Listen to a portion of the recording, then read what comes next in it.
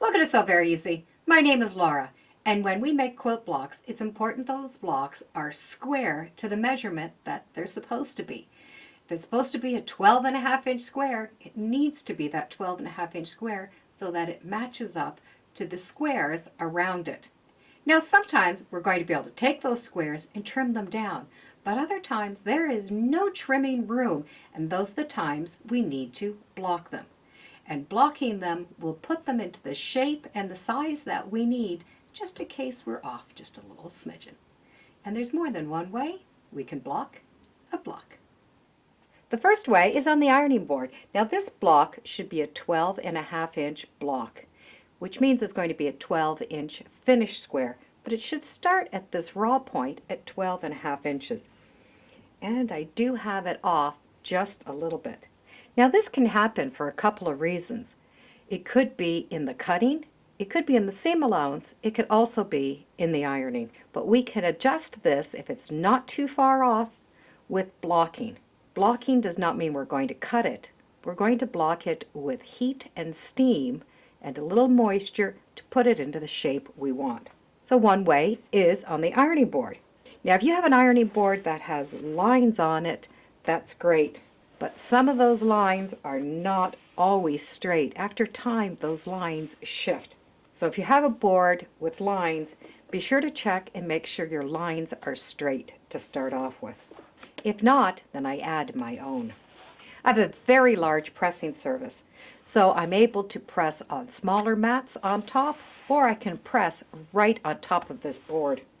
First thing we need to do is make sure that that cover on your board is not going to shift. And then draw some lines. I have two lines that are on the board. They're always there. I don't worry about them. They're permanent, and it gives me a good guide if I'm pressing strips or anything that I want to keep straight. And even though I've put those lines on the board myself, I do make sure that they are correct, because this top surface can always shift with the heat of the iron. I have a ruler that's already at 12.5 inches. From there, I can add two more edges. And you can use any of these markers that steam out and you don't see the print afterwards. Or you can make it permanent. Because the 12.5 inch is a very popular size, I don't mind moving it so that I'm going to have it in the middle of my ironing board, so I have a surface to work all the way around. And I'm going to mark those lines with a permanent marker. The permanent marker is not going to transfer to any of your fabric, but it will stay onto your pressing surface. So if you don't want it permanent, use something that is going to steam out. And I make my marks. I like to extend my marks a little bit past that 12.5 inch square. It gives me a good reference line. So I have two extra lines that come out for that corner. Now if this is something you like to do, you can do lots of different sizes and have them there permanently. Once I know my lines on the board are accurate, I'm going to be able to use just the ironing board itself. And the first thing I want to do is get this block so it's just a little bit damp. A little spray bottle will work just fine. From here, I'm going to be able to pin the shape that I want. I like to put my pins in a little bit of an angle and start with my four corners. Because that fabric is a little bit damp, it's going to be pliable. And I have all those great lines that I can follow. From there, I'm going to do the seams. So those seams will get pinned right along that line. Let's go all the way around and put pins in those seams. If you have an edge that is too big versus too small, a lot of times you're going to be able to tap that down, but only if it's a small amount. If it's too big, you might have to go in and adjust the seam. And you're going to be able to just take that and tap that down so that the fibers start to go back together versus spread out. And then continue putting your pins in each of those seams. Work your way all the way around. So if you need to pull in the block a little bit, that's great. If you need to pull it over to the edge, that's good too. This is a good time to test those seams. You want to make sure you don't have any little foldovers. Each of these seams should be nice and flat. When I've pinned all of my seam allowances, if I need to, I can then pin other areas. So smooth this block out so that it fits that exact 12.5-inch square. I don't want to hold that iron down on the surface for a long time because that's what causes those shiny marks.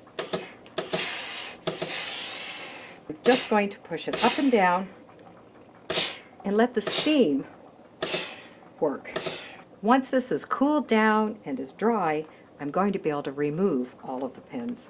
You can also have this blocked from the back side. When you block it from the back side, you're going to be able to help put those seams in the direction that you want them to go in. So you can block it with the wrong side up or the right side up, whatever you feel more comfortable doing. If your ironing surface is not big enough to put your block on flat, you can use a freezer paper method. So this is just plain freezer paper that you would get in your grocery store. It's to wrap food to go in the freezer. And I'm going to want 3 layers of this fused together. The freezer paper has a plain paper on one side and the other side is shiny. And that has a wax on it. And the wax is what helps protect your food from the freezer. But it's great for quilting. So I'm going to take 3 layers of freezer paper and iron them together. So when you do iron the 3 of these layers together, make sure that that shiny side is down because that wax will get on top of your iron. When you do iron those layers together, you might get some wrinkles between the pages. That's okay because we're going to trim the size down after it's all ironed together. I do have the size ruler that I want to use, so I'm going to be able to just use that ruler and cut out the size. Once it's cut, I'm able to do this at the iron. So it won't matter what size the block is. We're going to be able to move this paper as we need. And I want that shiny wax side to go onto the good side of the fabric. The paper will stick onto this fabric. I'll be able to match up those edges and press just by holding the iron down for a minute. It's going to stick onto that page. I want to take and put all 4 corners onto this paper. And I'm going to iron the edge down so that it sticks onto the freezer paper. Pull that fabric until it gets to the spot you want. Do a little bit at a time until that edge matches the fabric. So all of the 4 edges are stuck down. Now I can work in the center and I can just spray it and then pat it down. You're going to be able to shift it and pat it until you get it into the right spot. If you're in a hurry, you can press this right until it's dry, or you can let it dry on its own. So you can turn this over and iron from this side. Once it's done, we're going to be able to just peel that block right off, and it gives us a perfect block. There is one other way. This method involves no iron at all. It's the dampness of the fabric that's going to set it. You will need a ruler the size of the block. If you have one of these rulers that have that non-slip on the one side, it would be best if you did this from the top side. This is a little bit more slippery, so it's going to allow you to move the fabric as you need. And for this, we're going to use clips. If you don't have any of these clips, you can also use clips that you hang your clothes up, clothespins. I'm going to clip the edges with my clips and then move that fabric as needed to match that edge. Just a little bit of damp is all you're going to need. The clips are very gentle on the fabric. It's just holding them into place. We cannot put any heat on this because the ruler will get ruined with the heat. So this is the time we can only pat it to the position that we want and let it dry.